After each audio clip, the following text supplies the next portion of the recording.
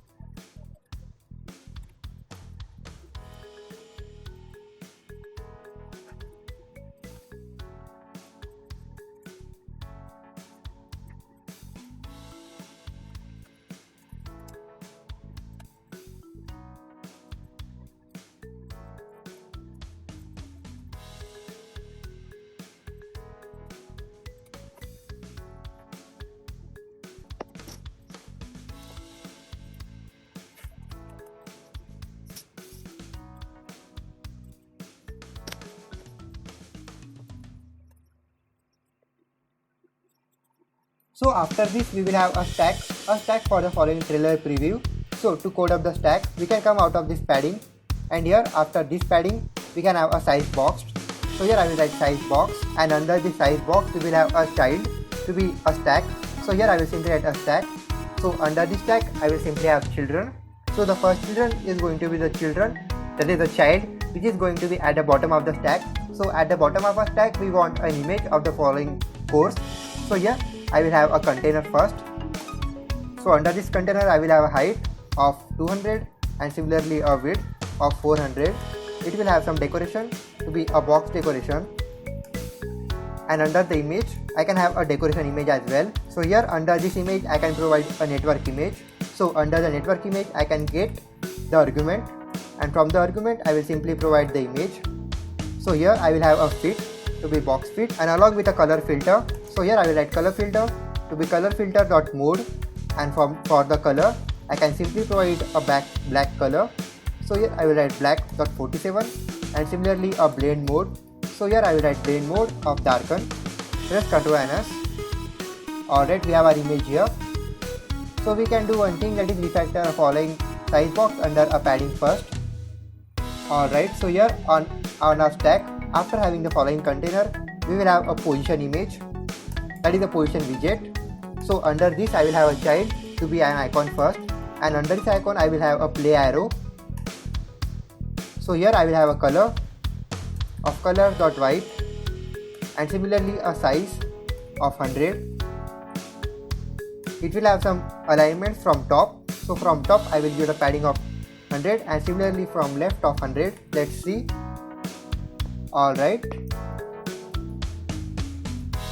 So from top if I give it a 51, alright, perfect, and from left 140. Alright, it's in center now, and after this we will have one more position image widget.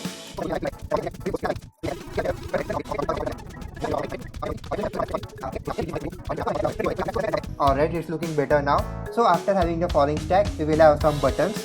So let me speed code once again. So under this child I will simply have a text.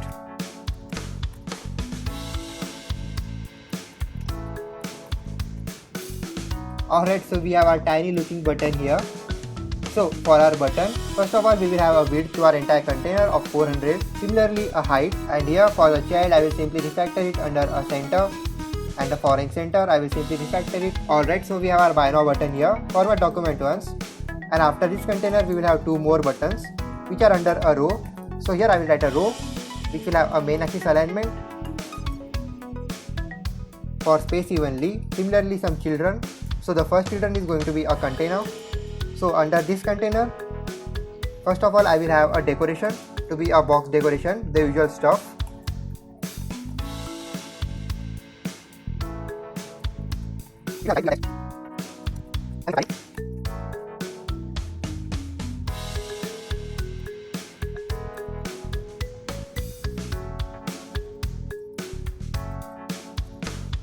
Alright, so we have our UI completed. So let's fix our stack one more time.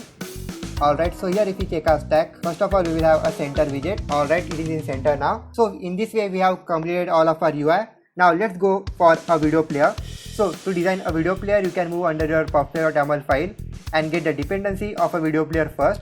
And to redesign the video player you need to get the package of Chibi for adding some additional functionalities. So once we are getting both the dependencies, under our service screen we can create one more file for a video settings or any sort of thing. So here first of all we will have a video player under a stateful widget. So here I will simply write a video player, and under this video player it will simply return a container. Yeah, container should be cool. So the first thing first, we will have a final variable for a video player controller to be a video player controller, and after this we will have one more final variable for the looping of the following video. So here I will write final a boolean to be is loop. We will have a constructor for our video player, and the both of the things shall be required. So here I can simply write is loop, and similarly for our video player controller. Alright, so under our video player class we will first of all have a Chibi controller. So here I can simply write a Chibi controller to be a Chibi controller itself, and under our video player state I will have a initiate method. So the first thing first, the initiate method is going to be initialize all of our video. So here I will simply write Chibi controller should be equal to a Chibi controller, and here first of all we will have a video player controller to be widget.videoPlayerController.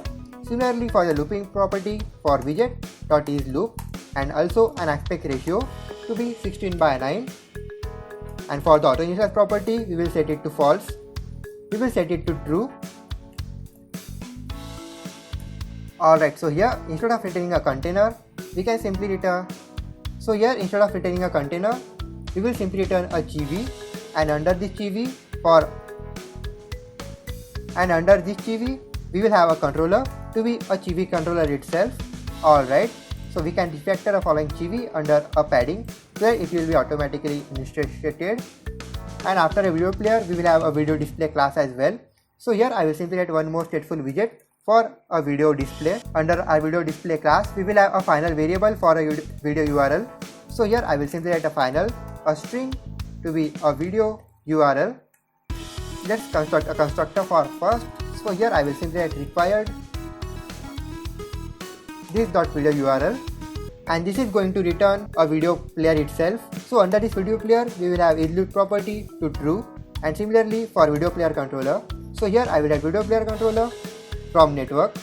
So from the network under a data source I can provide it a path for widget.video URL.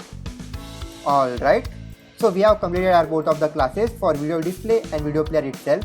So under our detail screen, upon this padding we can refactor it under a widget, and the widget is nothing but a gesture detector. Format document once. So here on tapping over it, not double tap but on tapping over it, we can simply have our video player class.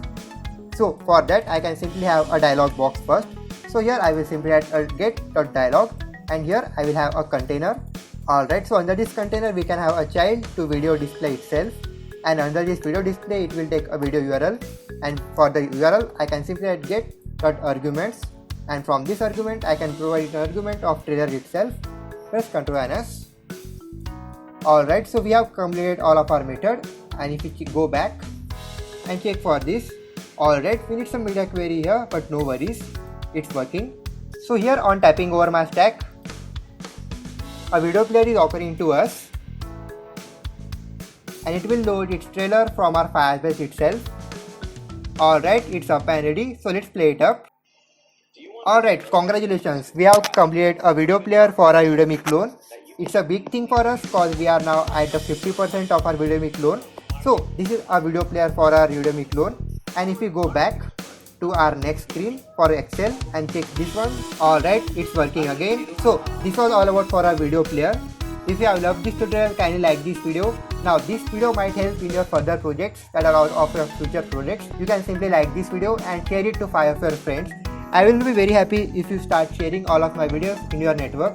So I will see you in the next one with another great video for our Udemy clone. Till then, eat good food. Goodbye.